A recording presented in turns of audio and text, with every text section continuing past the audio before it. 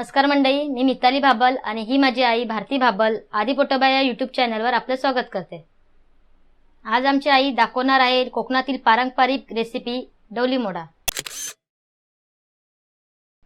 चला तर मग बघूया त्यासाठी लागणारे साहित्य।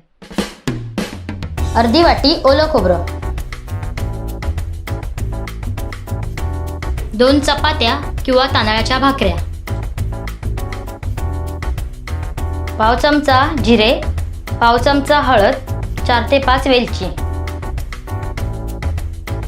आवडीनुसार साखर किंवा गूळ, चवीनुसार मीठ। एका मिक्सरच्या भांड्यामध्ये ओले खोबरे, जिरं, वेलची, हळद आणि चवीपुरतं मीठ घेऊन एकत्र वाटणे। अशा प्रकारे वाटण आपलं वाटून तयार आहे। एक पातेले घेऊया, त्यामध्ये चाळण ठेवूया आणि आता आपण वाटणाचा रस काढून घेऊया।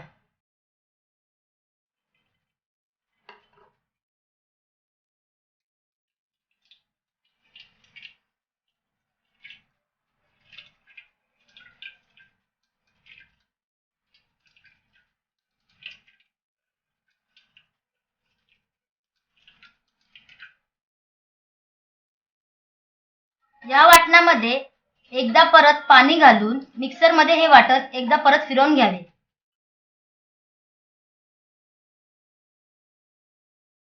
तर अशा प्रकारे तयार आहे आपला नारळाचा रस। तर आता यामध्ये आवडीनुसार साखर घालूया आपण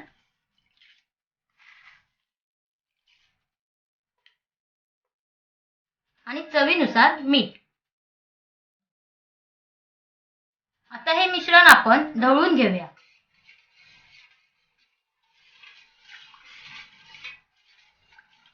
साखर वितळली की आपण हे मिश्रण गॅसवर थोडंसं तापवून घेऊया। आता आपण गॅस चालू करून घेऊया, त्यावर ते पातेले ठेवूया।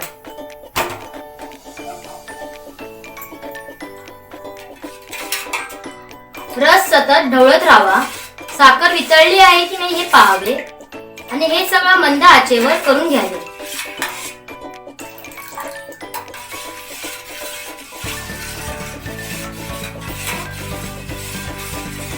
रस आता आपला तयार आहे।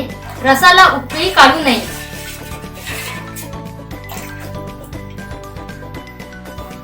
आता यामध्ये आपण चपातीचे तुकडे घालावे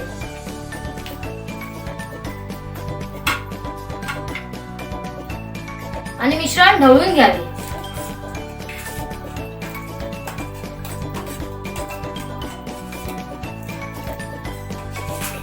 तर अशा प्रकारे तयार आहे आपला डवली मोडा।